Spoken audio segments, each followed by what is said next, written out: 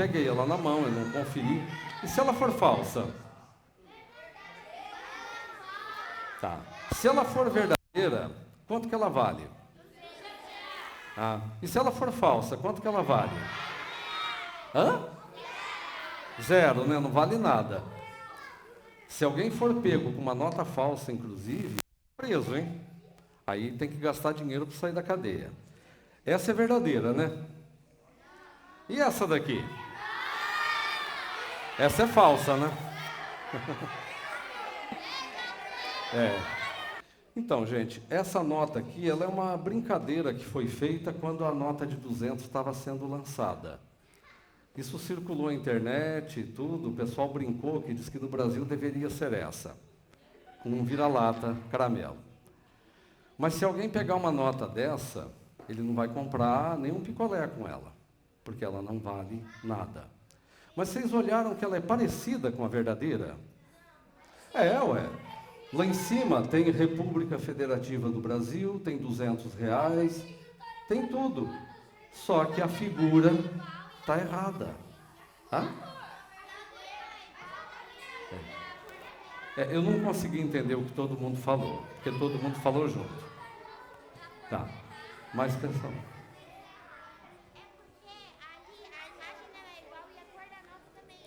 A diferença da cor é por causa da internet. Eu não consegui achar uma da mesma cor. Mas deu para entender, gente. Uma nota verdadeira de 200 vale 200. Uma nota de 200 falsa não vale nada, tá?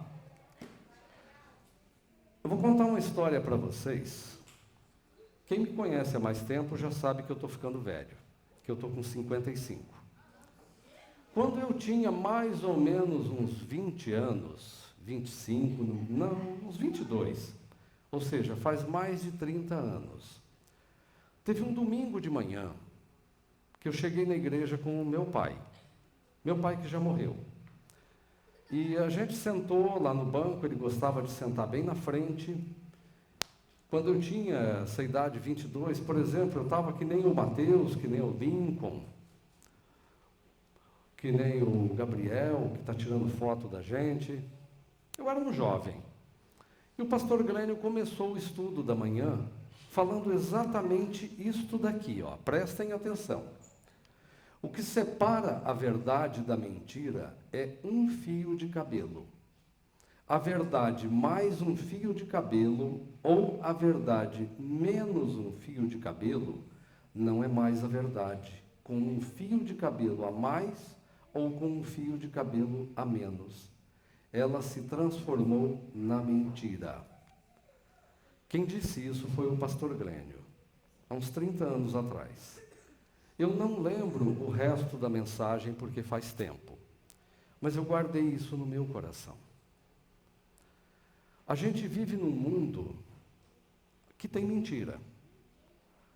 E o que engana não é a coisa absurda. Como eu disse para vocês acabaram de ver a nota de 200 com vira-lata. Qualquer pessoa aqui pegar uma nota daquela vai só dar risada. Não vai dizer isso daqui é uma piada, é uma brincadeira. Mas quando a coisa é parecida com a verdade, engana. Esse é o grande problema. O problema da verdade e da mentira não é a verdade que é a mentira que é absurdamente diferente da verdade. É a mentira que é muito parecida com a verdade. Puxa, tem alguém até com travesseiro aqui já. Isso que é sono, hein? Quem você está procurando, Léo? Tá. Ontem à noite eu falei para vocês, vamos dormir. Agora todo mundo com sono. Tem um aqui com óculos escuros, disfarçando, né? Gente, então, guardem isso que o pastor Glênio falou lá atrás. O que separa a verdade da mentira é só um fio de cabelo. A gente não é enganado por uma coisa que é muito diferente da verdade. A gente é enganado por aquilo que é parecido, aquilo que é muito próximo. E esse engano pode levar a gente para o inferno. E daí a consequência é eterna. Quem que é esse personagem aqui? Opa! Parabéns, parabéns. Todo mundo aqui falou que é o Cebolinha. Fica de pé, fica de pé. Na hora ele gritou, não é o Cebolinha. Por que não é? Ele tem um fio de cabelo a mais, ele só tem 5, ali tem 6. Nota 1000 para ele, nota 1000. Todo mundo foi enganado aqui. Não é o Cebolinha. O Cebolinha é um dos personagens infantis mais conhecidos do Brasil. Quando eu tinha a idade de vocês, eu tinha gibi do Cebolinha. Hoje, atualmente, não está mais dando para ter, está meio complicado, mas eu tinha. E o Cebolinha, ele tem 5 fios de cabelo, esse daqui tem 6. Não é o Cebolinha. Mas viu como é que só não enganou ele? Em 80 crianças aqui, 79 foi enganado. Vocês estão vendo? Estão vendo como é que é? Este é o Cebolinha, tá? Esse é o Cebolinha, o anterior não era. O anterior era muito parecido com ele, mas não era. Hã? O outro é um falso, é um enganador. Ele se faz passar pelo Cebolinha, é um cover, mas ele é falso. Ó, presta atenção. Ele é muito parecido, mas não é. Sim, ele é todo igual, só que ele tem um fio de cabelo a mais. Não é o Cebolinha. Gente, quero que vocês prestem atenção. A gente está aqui exemplificando, brincando um pouquinho, porque é importante, vocês são pequenos e eu sei que vocês gostam de brincar um pouco. Mas vamos começar a falar mais sério um pouco. Okay. Entendi. Mas agora vamos prestar atenção. Agora vamos começar o nosso estudo, de verdade, tá? Eu vou ler o texto e quero que vocês prestem atenção. Eu vou ler que eu estou com o microfone aqui, aí todo mundo escuta. Eu peguei a tradução da NVT. É Jesus dizendo aos discípulos dele: não deixem que seu coração fique aflito. Creiam em Deus, creiam também em mim. Na casa de meu pai há muitas moradas. Se não fosse assim, eu lhes teria dito: vou preparar lugar para vocês. E quando tudo estiver pronto, virei buscá-los, para que estejam sempre comigo onde eu estiver. Vocês conhecem o caminho para onde eu vou. Não sabemos para onde o Senhor vai, disse Tomé. Como podemos conhecer o caminho? Disse Jesus: eu sou o caminho, a verdade e a vida. Ninguém pode vir ao Pai senão por mim. Se vocês realmente me conhecessem, saberiam quem é meu Pai. Mas de agora em diante vão conhecer e ver o Pai. Jesus está na última semana dele aqui, ele está com os discípulos e ele está dando as últimas direções, as últimas ordenanças aos discípulos. E ele está dizendo que ele tinha que ir para junto do Pai. Ele está dizendo que ele veio a este mundo para ir para uma cruz, para se oferecer naquela cruz para tirar o nosso pecado. E que após isso, ele ia morrer, ressuscitar, e que ele iria ao céu para continuar trabalhando, preparar uma morada eterna. E quando essa morada eterna estivesse pronta, ele viria nos buscar novamente. Aí um dos discípulos fala: Senhor, para onde que o Senhor está indo? A gente não sabe para onde o Senhor vai. Mostra o caminho. E é onde Jesus fala: eu sou o caminho, a verdade e a vida. Os discípulos ali, eles olharam para o que Jesus estava dizendo e eles pensaram num caminho físico. Eles pensaram num caminho como aqui nós temos. Cadê o David? Onde é que ele está? Cadê o David? Ah, está aqui. O David, para chegar aqui, ele pegou uma estrada bem comprida, né? 400 quilômetros, né? Tem gente que deve morar aqui pertinho do Canaã, um monte de gente deve morar aqui na Gleba. Pegou, entrou no carro, nem esquentou o banco, já chegou aqui. O David ficou algumas horas dentro do carro até chegar aqui. Se no meio do caminho ele errasse o caminho, ele não chegaria aqui ou não chegaria a tempo. Mas ele conhece a estrada e tal, ele já veio outras vezes. Isso são caminhos aqui humanos, são estradas. Daqui para o refeitório a gente pega um caminho, do refeitório para o quarto a gente pega outro caminho. Mas Jesus está falando de um caminho eterno, ele está falando de um caminho de salvação. Porque o que Jesus veio fazer nesse mundo foi nos salvar. Ele não veio aqui para curar doente, para ressuscitar Lázaro. Ele não veio aqui para fazer milagres, transformar água em vinho, multiplicar pães. Por mais que ele tenha feito tudo isso, porque ele nos amou. Ele viu a nossa necessidade, a nossa carência, mas ele veio aqui para abrir um caminho até o Pai, até Deus. E esse caminho passa pela cruz. É o único caminho. O único caminho para o homem ter salvação, ter essa reconciliação com Deus, é em Cristo, é pela cruz, não tem outro. E se vocês pegarem um caminho mentiroso, um caminho errado, como o Cebolinha com 6 fios de cabelo, a gente não chega lá.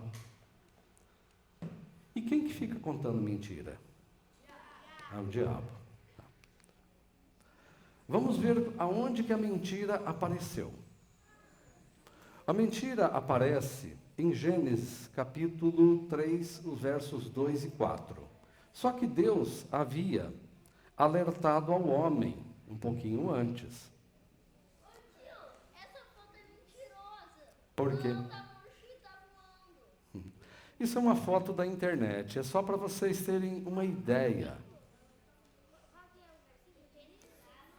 Gênesis 2, 16 e 17. Nós vamos ler o primeiro. Isso daqui é uma imagem de internet, é só para a gente ter uma ideia. Lá no jardim, ninguém tinha uma câmera, um celular, para bater uma foto da Eva e postar depois no futuro, ela pegando. É só para a gente ter uma noção. Bom, quem está procurando, já achou, vamos ler, ó.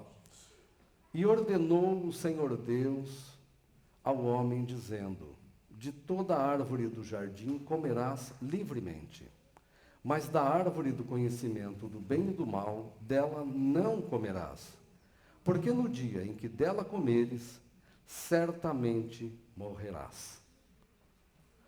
Deus não chegou para Adão e falou: Adão, ali tem a árvore da vida e tem a árvore do conhecimento do bem e do mal. Você pode comer da árvore da vida e da árvore do conhecimento do bem e do mal, você está proibido de comer. Deus não disse isso. Deus alertou ao homem: se você comer, certamente morrerás. Deus deixou aquela árvore ali, ela era, na verdade, um teste de confiança. Se Adão tivesse confiado na palavra de Deus, se ele tivesse crido na palavra de Deus, ele não comeria da árvore. Porque ele chegaria ali e ia olhar e dizer: bom, o Senhor disse que se eu comer, eu vou morrer. Mas ele arriscou. Por que ele arriscou? Porque ele foi tentado. Gênesis 3, 2 e 4... Quem também tiver com a Bíblia, quem achou. E disse a mulher à serpente: do fruto das árvores do jardim comeremos, mas do fruto da árvore que está no meio do jardim, disse Deus: não comereis dele, nem nele tocareis, para que não morrais. Então a serpente disse à mulher: certamente não morrereis. Vocês observem que esses dois textos, O da esquerda, ele termina com a fala de Deus dizendo: certamente morrerás. E a serpente dizendo: certamente não morrereis. O que o diabo fez? Ele simplesmente acrescentou uma palavra não. Ele acrescentou um fio de cabelo naquilo que Deus falou. Deus alertou ao homem: você quer comer? Come. Se você comer, você vai morrer. A serpente fala para a mulher: certamente não morrereis. E, infelizmente, Eva acreditou na palavra da serpente e não creu na palavra de Deus.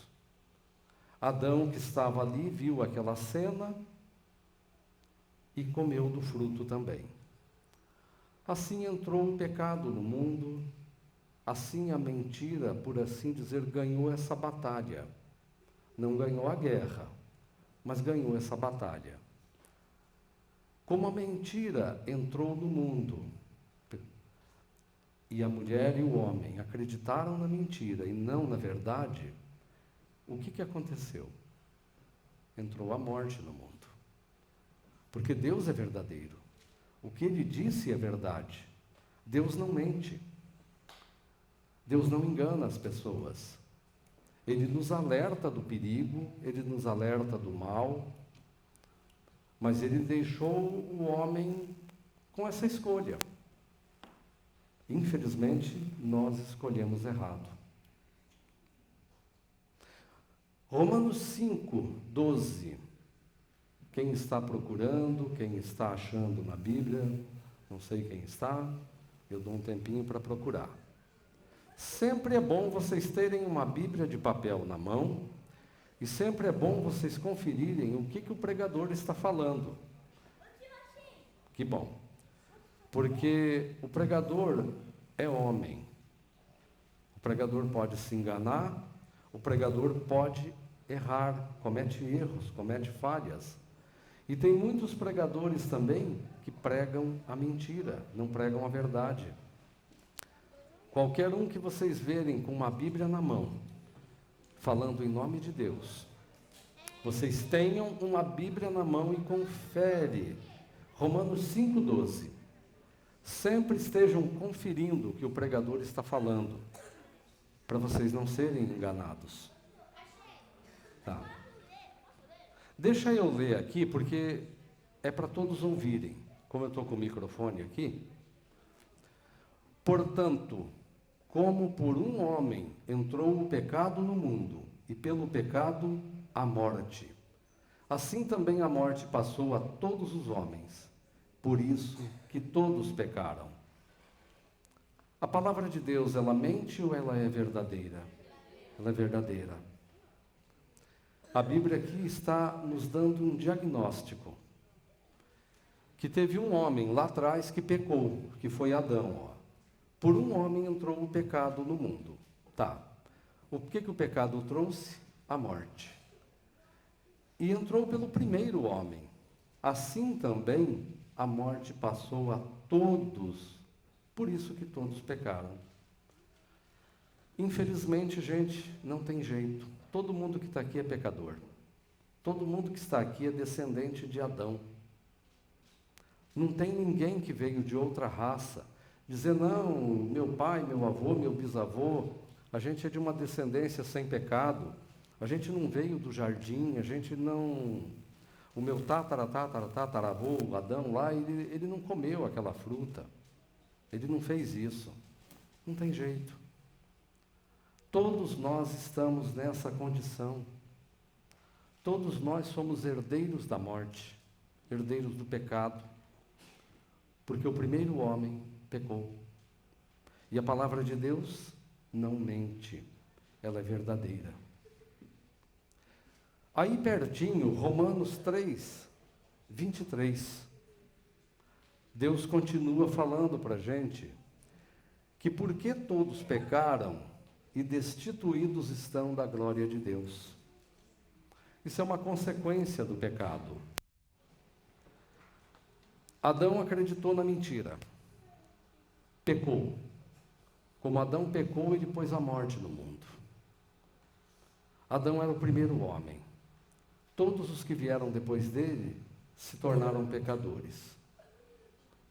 Não tem como, ninguém escapa.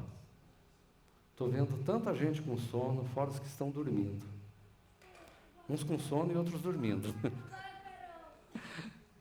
Hoje à noite eu vou deixar vocês acordados até às 3 da manhã. É bom, é? Não, vamos. Tá. Gente, vamos prestar atenção. Olha o que Deus está falando. Como a gente se tornou pecador porque nós acreditamos na mentira, o que Deus fez com a gente? Não é que Deus ficou zangado, Deus ficou assim, olhou para o ser humano e falou: olha, não gosto mais de você. Você pecou, agora quero te ver distante, eu vou te pôr para sofrer. Não. Deus sempre amou o homem, mesmo que este tenha pecado. Mas Ele nos afastou da sua glória. Todos fomos destituídos da glória, da presença de Deus ali. Adão estava no jardim e podia conversar com Adão, com Deus todo dia. A partir do pecado, Deus teve que tirar Adão do jardim, expulsar ele para fora, para ele não comer da árvore da vida e se tornar um pecador sem perdão. Deus não deixou de amar o homem, mas ele teve que tirar o homem do jardim. Aí nós estamos aonde, gente? Depois disso, todos nós estamos numa situação meio complicada. O nosso pai acreditou na mentira, colocou a morte no mundo, nos afastou da presença de Deus. Aí nós estamos no mundo confuso, cheio de política, cheio de doença, cheio de complicações, cheio de ladrão, cheio de gente que não acredita em Deus, que não ama a Deus. Nós estamos num mundo cheio de pecado. A coisa ficou tão feia, que Jesus, no tempo que ele esteve aqui, há 2000 anos atrás, ele conversando com alguns fariseus, sabe o que Jesus teve que dizer para eles? Olha esse texto de João 8,44. Os fariseus começam a conversar com Jesus e começam a apertar ele. Adão pecou, pôs a morte no mundo, a morte passou a todos os homens, todos foram feitos pecadores, todos herdeiros da morte. E Jesus vai conversar com alguns fariseus. Esses fariseus não acreditavam em Jesus, não criam que ele era filho de Deus. Esses fariseus não gostavam de Jesus, porque Jesus amava as pessoas, ouvia as pessoas. E os fariseus, eles queriam era ser reverenciado. Os fariseus, eles queriam ser respeitados pelas pessoas, eles queriam ser como Deus. Eles queriam ser grandes. E eles viram Jesus sendo amado pelo povo, andando junto com o povo, e eles ficaram com muita inveja. E Jesus tem que dizer esse texto bem duro para eles. Pois são filhos de seu pai, o diabo, e gostam de fazer as coisas perversas que ele deseja. Ele foi assassino desde o princípio, sempre odiou a verdade, pois não há verdade alguma nele. Quando ele mente, age de acordo com seu caráter, pois é mentiroso e pai da mentira. Vocês prestaram atenção nesse texto? Olha o que Jesus fala para os fariseus. Jesus fala para os fariseus que eles eram filhos do diabo e que eles, por natureza, queriam fazer a vontade do diabo. Por quê? Porque o diabo é mentiroso e pai da mentira. Ele é homicida e desde o princípio está mentindo. O que o pecado fez com a gente? O pecado tirou a gente da verdade. O pecado nos fez filhos da mentira, nos fez filhos do diabo. Espiritualmente, o pecado fez isso com a gente. Eu sei que cada um aqui é filho do seu pai e da sua mãe, fisicamente. Mas a palavra de Deus afirma que todo aquele que não crê em Jesus é filho do diabo e quer fazer a vontade do Pai.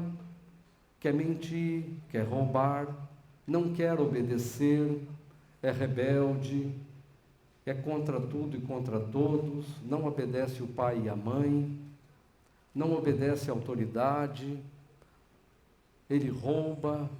Quem rouba uma bala é ladrão. Quem conta uma mentira, por menor que seja, é mentiroso.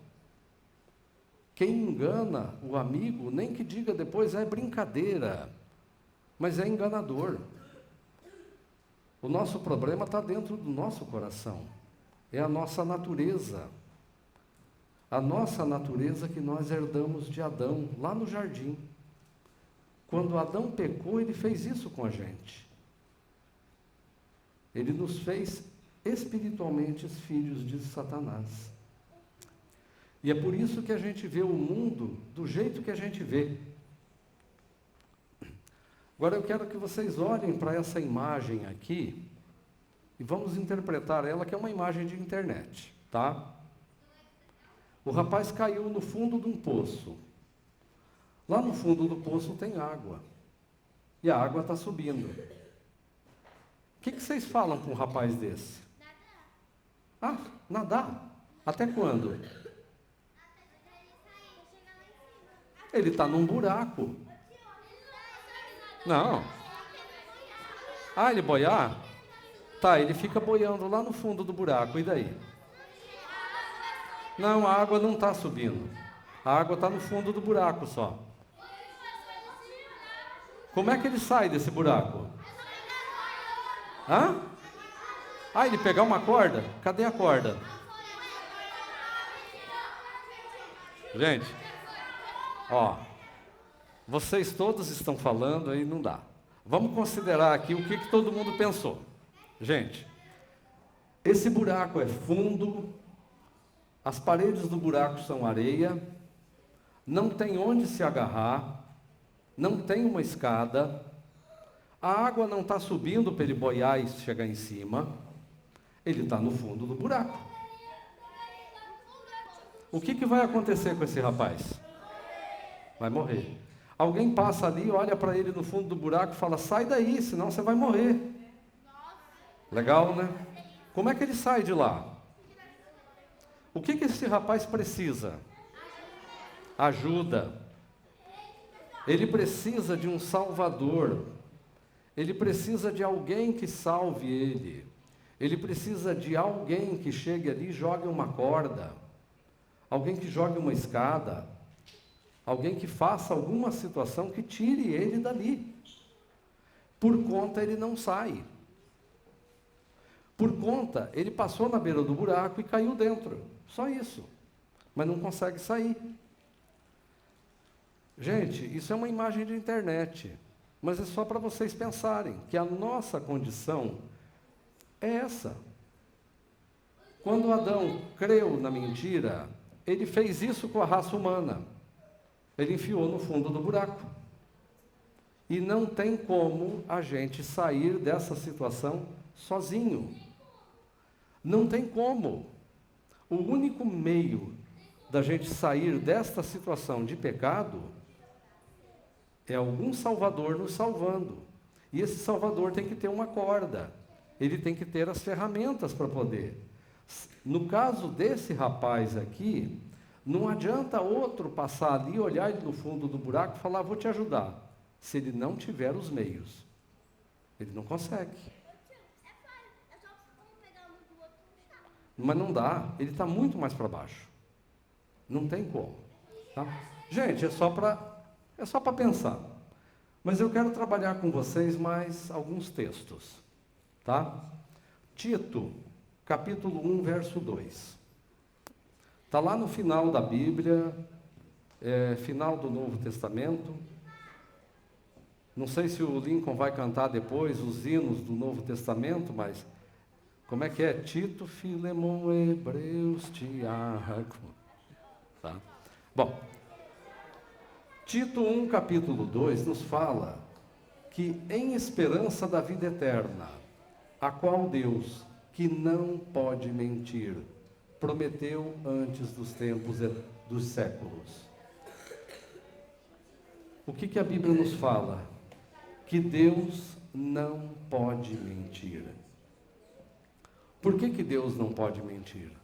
Porque Ele é verdadeiro. Ele é a verdade. Enquanto que nós somos falhos e acreditamos na mentira, Deus é o único que é verdadeiro e que não mente, que não engana ninguém. Esse é o que tem as ferramentas para nos tirar do buraco. 1 Samuel capítulo 15, verso 29. Quem está com papel e caneta, anota, depois procura, que eu sei que se todo mundo for procurar o texto, até a gente achar, o tempo passa também. Prestem atenção. E também aquele que é a força de Israel não mente, nem se arrepende, porquanto não é um homem para que se arrependa. A Bíblia é a palavra de Deus, e ela é verdadeira. Ela fala que Deus não mente, que Deus não se arrepende e que Deus não pode mentir. Ou seja, em Deus está a verdade, em Deus está a salvação. Enquanto que no diabo estava a mentira, e a mentira nos causou a morte eterna, distante de Deus. O Senhor veio em nosso auxílio. Ele viu que a gente caiu no buraco, lá no fundo do poço. E Ele não deixou a gente morrer no fundo do poço. Por mais que foi uma escolha nossa, porque Adão sabia das consequências, mas ele arriscou. Adão cometeu o pecado sabendo que não era para pecar. Sabendo o que ia acontecer, porque Deus alertou, Deus foi verdadeiro. Mas Adão acreditou na mentira. E a mentira nos causou a morte. Mas Deus nos amou e continua nos amando. Esse texto é um pouco grande e eu não vou trabalhar com ele inteiro, mas eu quero que vocês prestem atenção numa situação somente. Essa é aquela parábola que Jesus conta de um homem que tinha uma conta muito grande. A conta era tão grande que ele não tinha como pagar. Vamos ler o texto? Eu vou ler ele inteiro. Ó. Por isso, o reino dos céus pode comparar-se a um certo rei, que quis fazer contas com os seus servos. Eu acho que eu estou na frente do pessoal aqui, deixa eu ficar mais para cá. E começando a fazer contas, foi-lhe apresentado um que lhe devia 10.000 talentos. Quem vai sempre lá no departamento, recentemente a gente estudou essa parábola. E a gente viu que esses 10.000 talentos era uma conta que uma pessoa, talvez nem em 100 anos de trabalho, conseguiria juntar esse dinheiro para pagar essa conta. Como que o sujeito adquiriu uma conta desse tamanho, Jesus não fala. Mas ele teria que trabalhar mais de 100 anos para juntar o dinheiro, sem gastar um tostão, só trabalhando, para conseguir pagar essa conta. Então imaginem, era uma conta impagável. E não tendo ele como pagar, o seu senhor mandou que ele, sua mulher e seus filhos fossem vendidos com tudo quanto tinha, para que a dívida se lhe pagasse. Então aquele servo, prostrando-se, o reverenciava, dizendo: Senhor, sê generoso para comigo, e tudo te pagarei. Então o senhor daquele servo, movido de íntima compaixão, soltou-o e perdoou-lhe a dívida. Como eu disse para vocês, a ideia não é trabalhar essa parábola inteira. Eu só quero que vocês pensem uma coisa. Porque o homem creu na mentira, ele adquiriu essa conta, muito maior do que 10.000 talentos. é uma conta impagável diante de Deus, chamada pecado. Essa foi a conta de acreditar na mentira. E essa parábola, esse rei que Jesus fala, representa Deus. Ele perdoou a conta. Como é que ele perdoou essa conta? Este rei foi movido de íntima compaixão. Ele olhou para aquele servo, viu que ele não tinha como pagar e perdoou. A parábola, ela continua. Mas o que nós vamos ver é que Jesus, ele foi essa conta paga. Deus não somente olhou para a gente e disse assim: bom, vocês pecaram, vocês acreditaram na mentira, mas está tudo bem, está tudo certo. Sabe, eu vou perdoar vocês. E vamos em frente, está tudo certo. A conta tinha que ser paga. Não tinha outro jeito. Para se livrar da mentira, a Bíblia fala que a condenação do pecado é a morte. Porque Deus estipulou essa condenação. Só que a nossa conta é muito maior que os 10.000 talentos e a gente não tinha como pagar. Então, Jesus veio. O Filho de Deus, que não tinha pecado, que não precisava vir a este mundo, sofrer tudo que ele sofreu, não só sofrer de andar no sol quente, passar fome, sede, mas a maior dor que Jesus sofreu foi a cruz. Jesus fala em João 12:32, eu quando for levantado da terra, todos atrairei a mim. A condenação de crer na mentira era a morte. E a gente não tinha como pagar essa conta. Jesus veio a este mundo para se oferecer numa cruz, para destruir o pecado, para tirar de nós essa natureza que ama a mentira, para tirar de nós essa natureza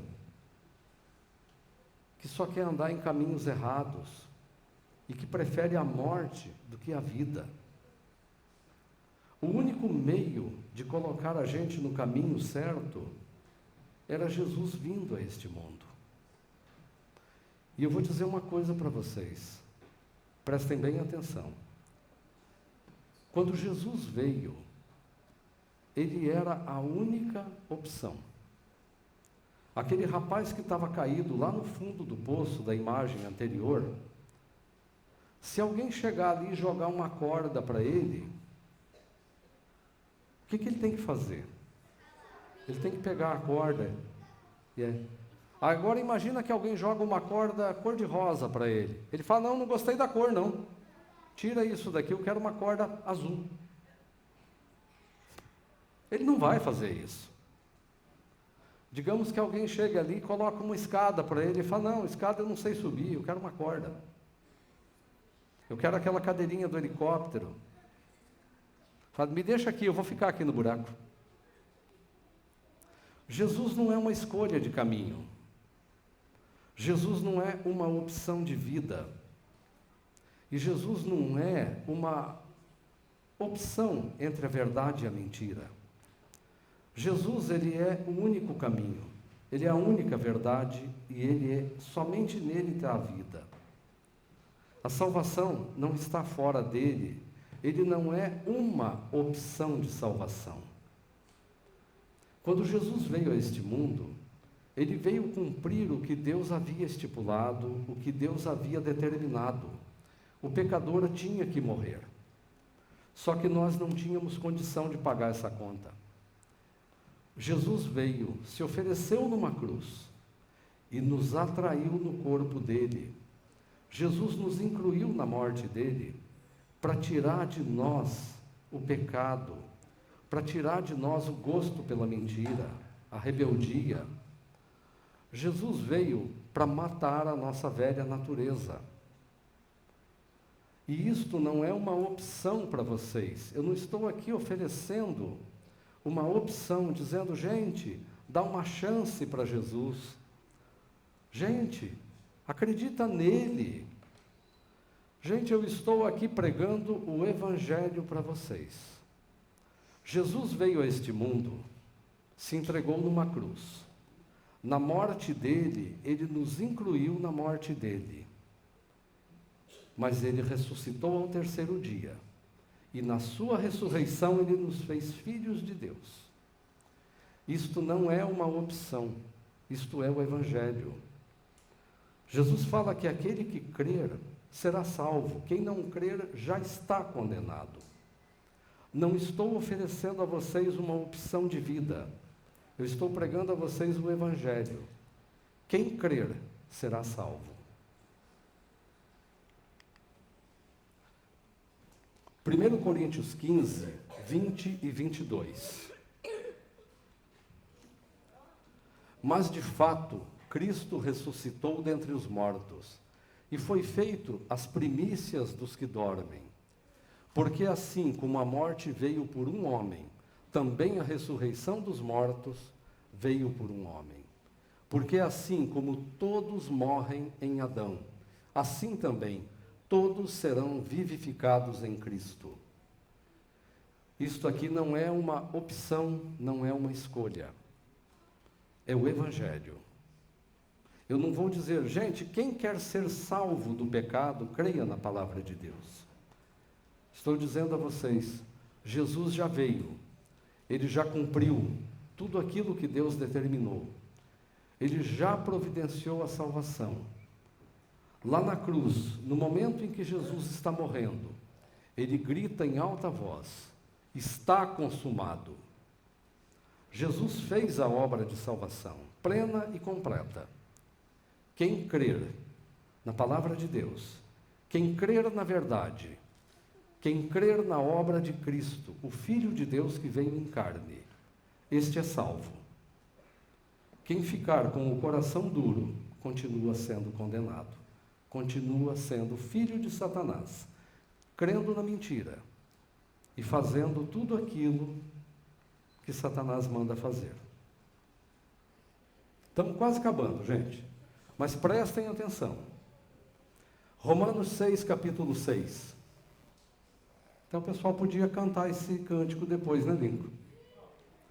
Sabendo isto, que o nosso velho homem foi com ele crucificado, para que o corpo do pecado seja desfeito, para que não sirvamos mais ao pecado. Paulo está dizendo que é preciso a gente saber isso. Saber o quê? Que o nosso velho homem está no passado, já aconteceu, já foi crucificado com Cristo. Para quê? Para que o corpo do pecado seja desfeito. Para quê? Para a gente não ser mais escravo de Satanás, não ser mais escravo do pecado. Como é que a gente fica sabendo que Jesus Cristo é o Filho de Deus, que veio em carne, que nos amou, que nos deu da vida dele? Lendo a palavra dele e ouvindo a verdade. Se vocês ouvirem a mentira, vocês vão crer na mentira. Se vocês ouvirem a verdade vai dar frutos para Deus. E a verdade é que Jesus Cristo, ele já fez a obra. Ele é o Filho de Deus que tinha que vir e veio. E ele já nos deu da vida dele. A obra está plena e completa. Não é opção de escolha. É uma questão de saber e de conhecer. É uma questão de crer na palavra de Deus. De confiar naquilo que Deus falou. Disse-lhes Jesus, eu sou o caminho, a verdade, a vida. Ninguém vem ao Pai senão por mim. Não vou dizer para vocês, gente, vocês querem ser salvos? Não, eu não estou perguntando. Eu estou falando para vocês que Jesus já providenciou a salvação. Que Jesus já fez a obra plena e completa. Ele já nos libertou. Ele já nos salvou. Ele já nos tirou do império das trevas e nos transportou para o reino da luz, o reino de Deus. Ele já fez tudo isso. E por que tanto que a gente sofre? Por que a gente caminha por tanto caminho errado? Porque a gente não crê na verdade. A gente fica crendo na mentira, a gente fica duvidando daquilo que Deus falou. Tantas vezes, a gente lê o que está na palavra de Deus, na Bíblia, e a gente duvida. E quando a gente duvida, a gente faz Deus mentiroso. Mas Deus é verdadeiro. Se nós não crermos na palavra de Deus, nós já estamos condenados. Se nós não crermos na palavra de Deus, a gente está no fundo do poço, olhando para o Cebolinha com 6 fios de cabelo e dizendo, é o Cebolinha. Pegando a nota de 200 que tem um cachorro lá e dizendo, estou rico. Gente, vamos crer na verdade.